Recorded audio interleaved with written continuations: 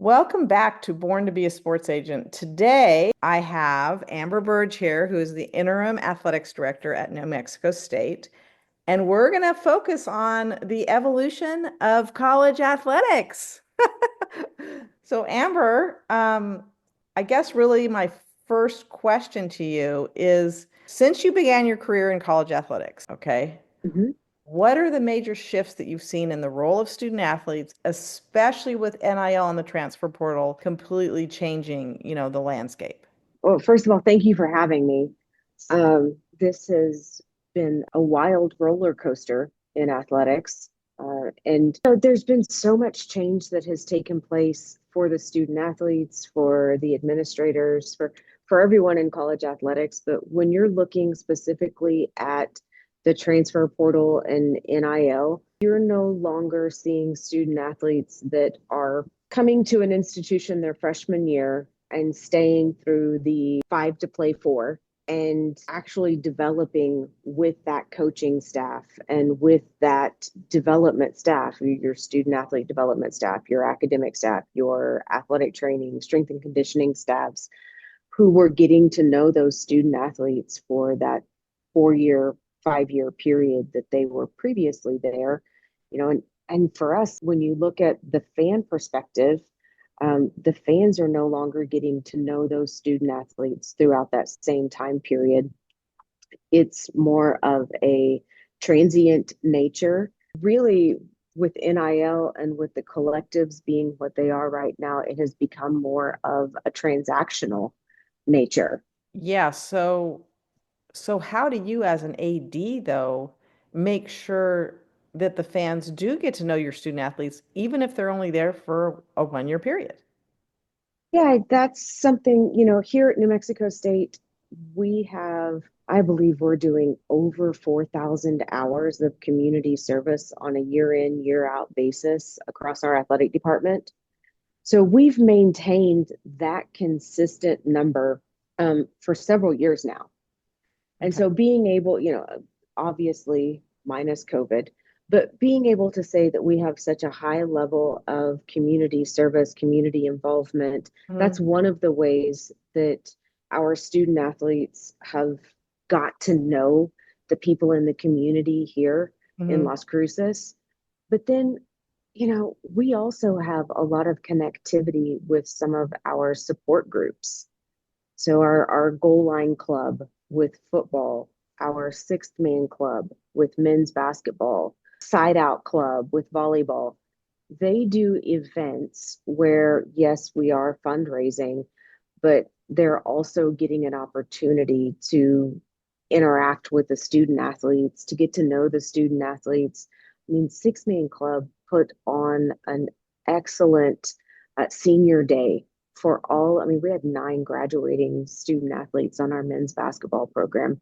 Oh, wow. And yeah, yeah. So, I mean, they put on a great banquet because a lot of the Six Man Club members have followed the growth and development of these student athletes, even though, yes, they've only been here for 1 or maximum 2 years.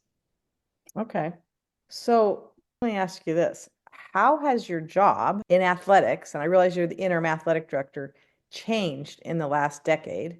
And what new responsibilities or pressures are you navigating that didn't exist when you started? I think that I'm going to say when I started Which in my where did you background, start? Yeah, give me your background a little bit. yeah, my background is in student athlete development, academic support services.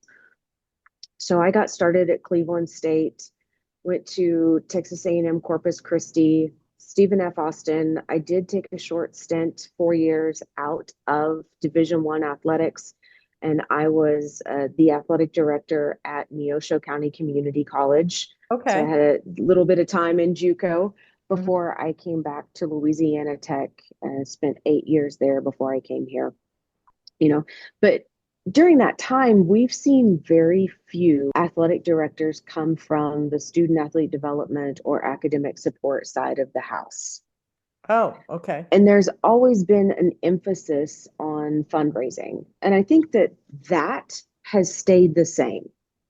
So one of the experiences that I've made sure that I've had an opportunity to get, even being from the student athlete development academic support side of the house, was alumni engagement and an opportunity to turn that into fundraising opportunities. And the community engagement and how the community engagement ties into all of your fundraising. So that piece has stayed the same in terms of an athletic director is responsible for fundraising. That is one of their main responsibilities. That is a huge focus for an athletic director 10 years ago. It's still a focus for an athletic director now. Mm-hmm. The change is more so, and I was just talking with our president about this earlier this week, but here at New Mexico State, there has been a heavy focus in local fundraising. Oh, And that has to shift because as the transfer, and not so much the transfer portal, but more so NIL has come into existence, and we've had the opportunity to, through collectives, provide funding for student athletes' name, image, and likeness. We are consistently going out and asking the same donor for the same dollar over and over and over again. And you hear the term donor fatigue fatigue. Yeah. more frequently now. We could do a whole podcast on that. Well, no, no, I'm So, not joking. I hear it. I mean, here at yeah, Fresno State, I mean, we have friends, right? Because we've been in this community a long time. Should I donate to the collective? Should I donate to the Bulldog Foundation? I still have my tickets. They're so confused and they're not sure where they want to spend their money. They're confused, honestly. And it's even more well, confusing with the case because nobody knows what's happening. they're confused about where to spend their money, and they're confused about where to spend maybe the bulk of their money. Should it go to NIL because we need help recruiting and retaining talented athletes? Or should it still go to season tickets because we actually need fans in the stands to still be able to recruit and retain talented athletes? Like uh, which one is more valuable to an athletic department? And I think that that's a challenge that every athletic department is facing right now.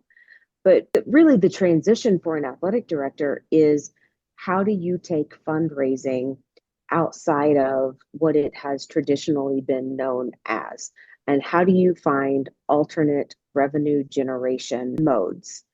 And you can look at that as taking fundraising national rather than local, Yes. um, kind of activating your alumni base in a way that we haven't necessarily activated an alumni base specifically here, activated an alumni base in the past.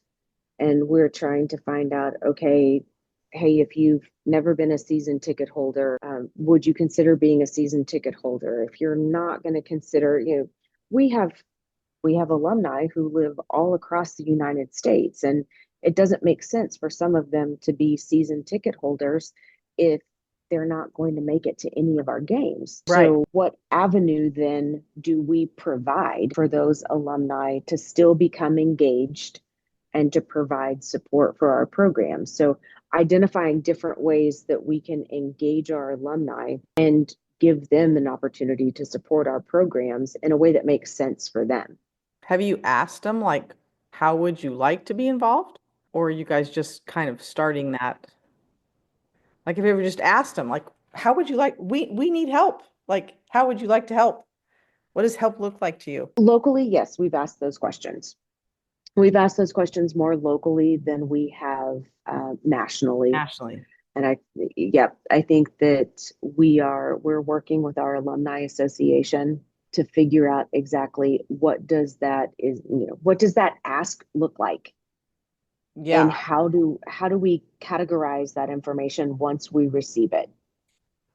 So we're we are going about things in a more thoughtful manner than I think we've probably ever had to go about things, just because you may only get one chance to ask these folks, how would you like to be involved? How would you like to support our athletics department?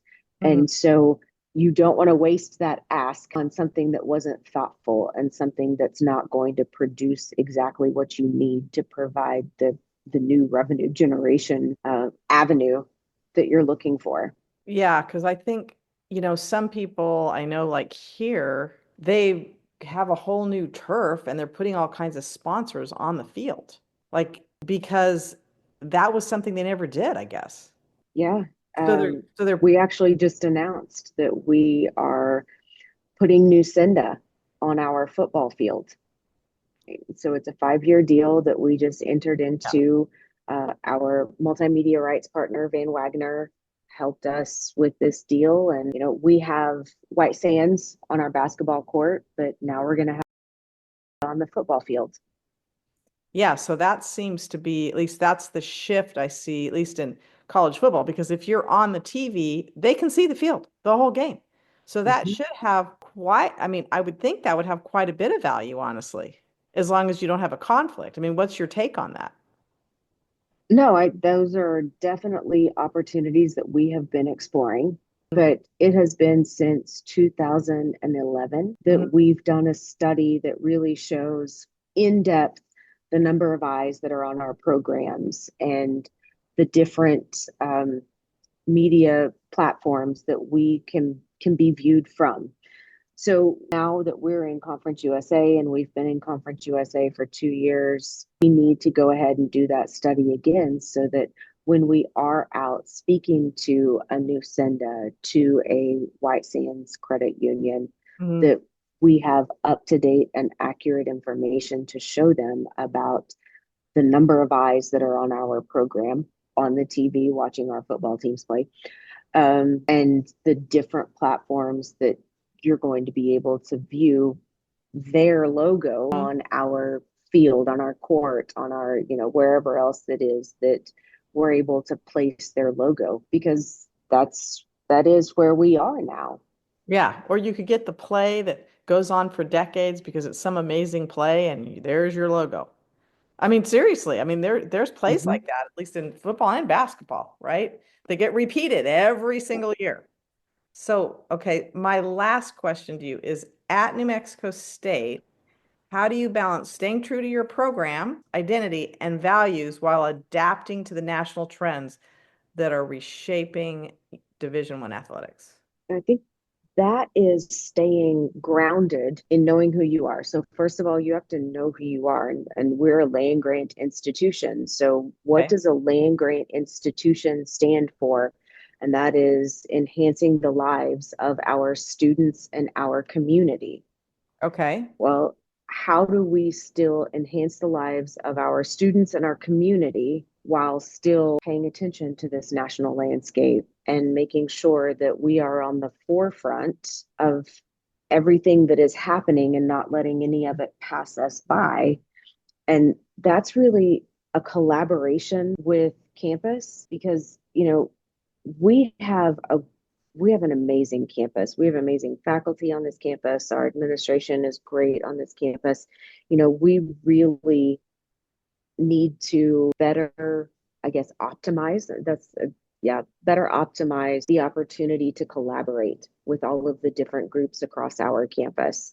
And that's one of the things that I've been looking at throughout this entire summer is who has interest in partnering with us, but more importantly, which partnerships make sense to drive us forward.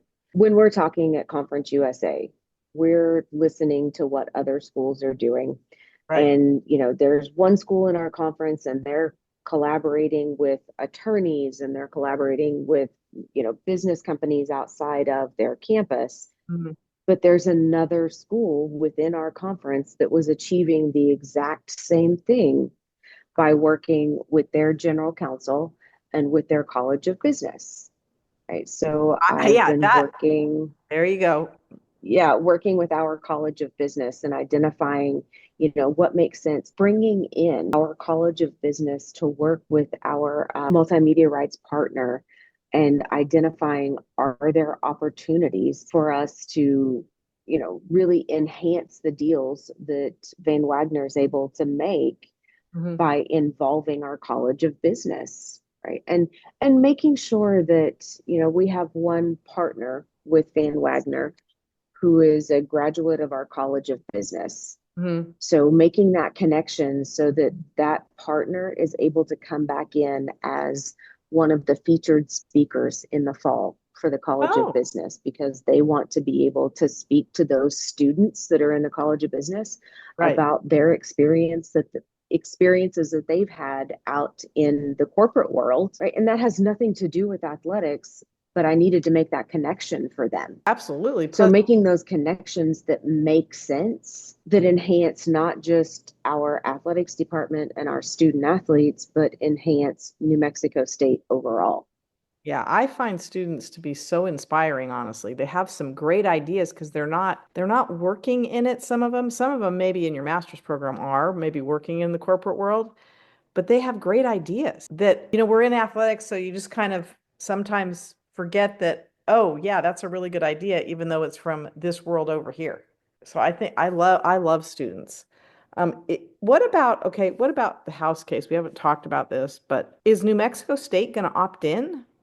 What are you guys doing there? Or are you and your We did. Yep. We did opt in, and we opted in because all of our Conference USA athletic directors, uh, prior to me being in this acting AD role, voted together that we are either going to go in altogether or we're not going to opt in altogether.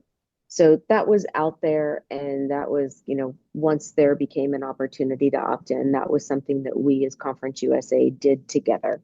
So we did opt in, and and we're going to abide by that. okay, and then what happens if Judge Wilkins doesn't confirm the settlement? Because I think it's a possibility. I don't think, and maybe I'm wrong, I don't think she likes the voluntary grandfather in word.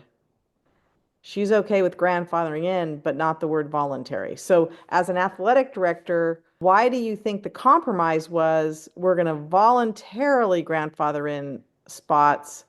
We aren't going to I wouldn't say guarantee them, but you get what I'm saying? Like, I I don't, do get what you're saying, and I think that that is athletic directors are looking at that.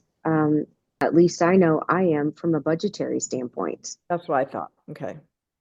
So I'll tell you right now, I have three student athletes. So two programs, one program with two student athletes and one program with one, who our coaches have told me they would fall under this grandfather clause. And Mhm. they've said they want to bring, they had the conversation with those student athletes Mhm. prior to the end of this year, at the end of their season, they had the conversation, hey, this is coming down. We're going to have these roster limits placed on us. And if that's the case, I don't have space for you. So those student athletes were invited to put their name in the portal.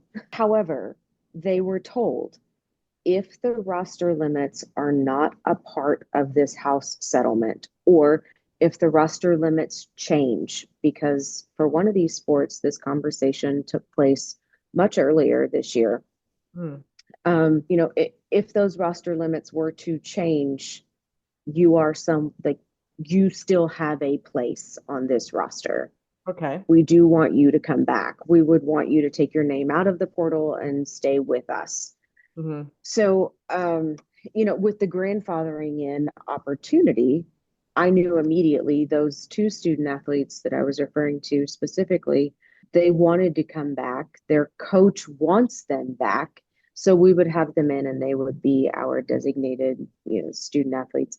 The other sport, they have just recently had those conversations, and, the coach definitely wants to have them back on the roster. Other sports, you've heard some of the horror stories about programs saying, well, I'm just going to mark everyone as a designated student athlete, and now I get to have, this enormous roster. Yep. At this level, I'm not sure that there are many other Conference USA schools that can afford to have that enormous roster. And so they're Right. not, we haven't been quite as fearful of anyone abusing that designation Mhm. as I think that we've heard out in the media. And So you and think you alluded people to are, and you asked, yeah, so you think people are abusing it is what you're saying. Yeah, I agree with you. And I can tell you it's probably football coaches I having them on think the that roster. They're grandfathered in. There is the potential for programs to abuse it, but you have to look at it from a student athlete welfare perspective. Mhm. And every student athlete that we have on that roster, they're getting uniforms, they're everything, they're taking time. Yep. Our coaches are developing, like, we're not going to ignore those student athletes. Our coaches are developing those student athletes on that roster.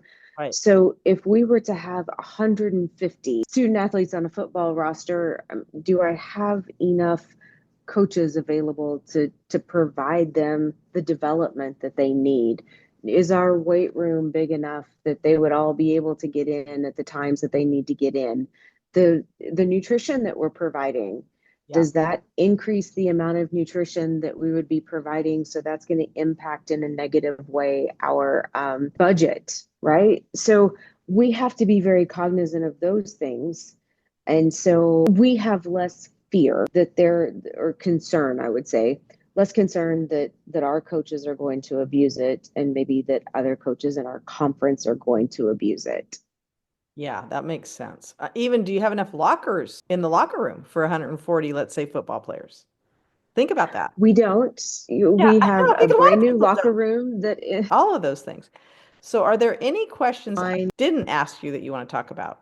I think that one of the things that everyone is looking at, and I am not real sure if, we want to go there, but just what to do with the collectives. I just Oh, met with our collective folks earlier this morning, and we're talking about what their contracts look like, because right now they're writing contracts for these student athletes that we may get to take over.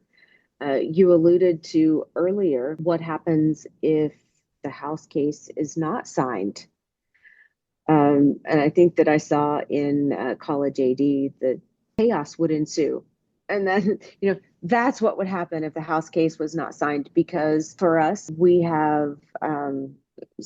gotten enormous support from our administration. Our president has been outstanding. hmm. Week ago, we were at Conference USA meetings, and our football coach walked out of those meetings. Our men's basketball coach walked out of those meetings. Specifically, our men's basketball coach walked out of those meetings, had a big smile on his face, and he ran into the president who was coming into the meetings.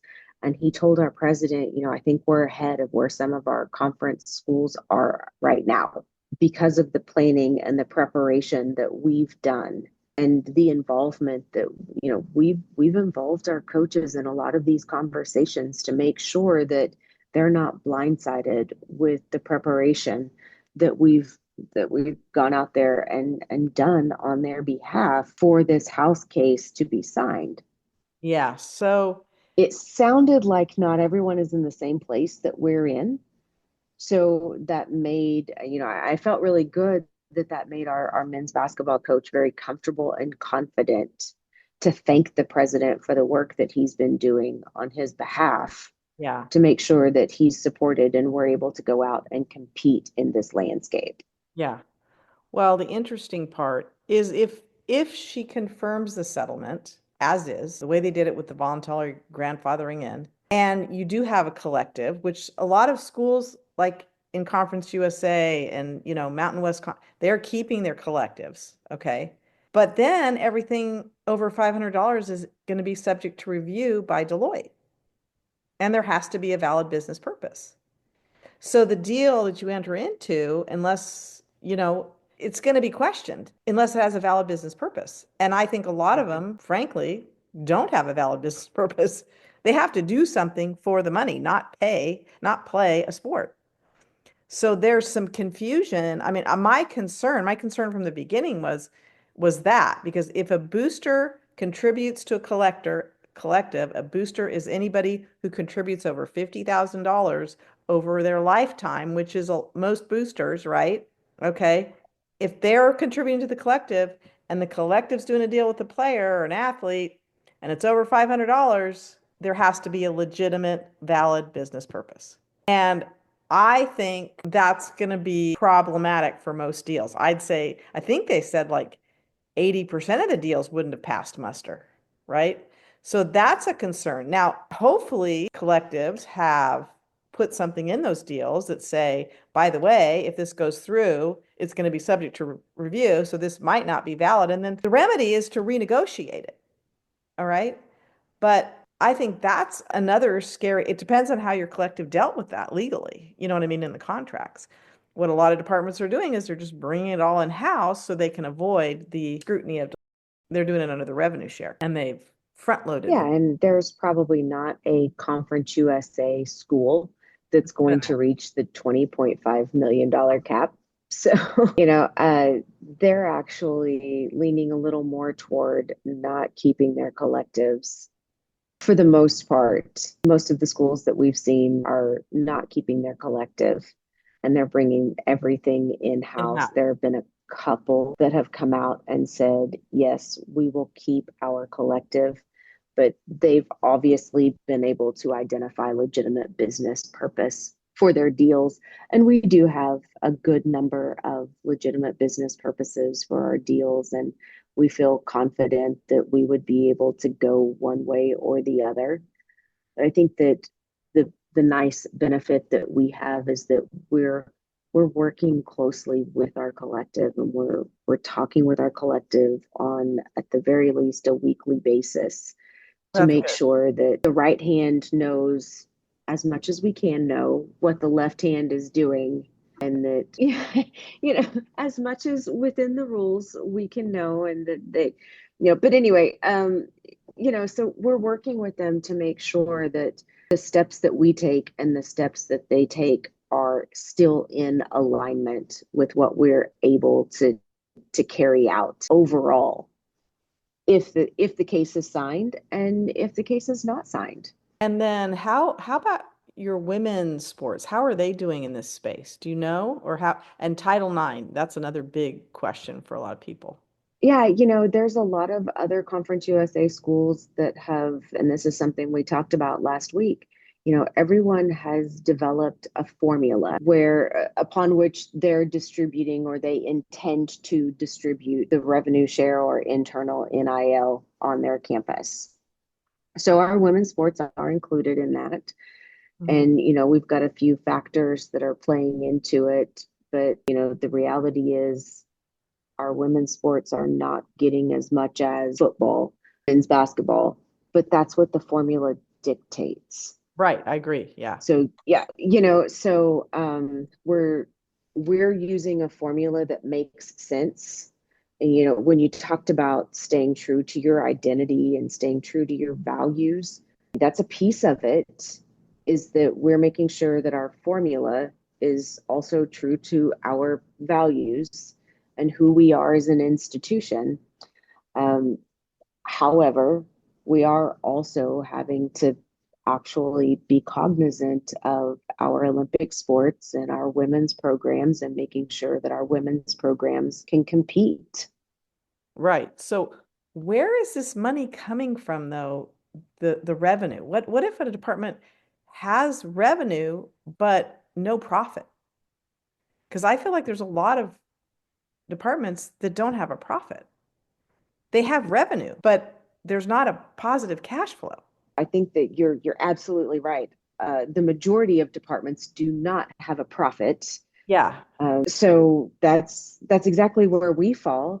And so where does that money come from? And I think that goes all the way back to what we initially talked about in terms of the athletic director role You're right. changing. And there has to be a shift from that, maybe the way that you were thinking about revenue generation, fundraising in the past to what it has to be now. Or And I'm not sure how an athletic director's. does the collective bucket just go into the, foundation there? You see what I'm saying? Into the revenue share bucket instead of the collective bucket? I mean, that's where I'm a little bit confused. Well, I think that's going to vary on a campus to campus basis, and Yeah. that's going to be determined by what kind of communication have you had with your collective, and what have you and your collective determined will happen moving forward. Yeah, that makes sense. Got it. Okay, well, Thanks for being on my show, and I really You're appreciate it. welcome. It was a pleasure.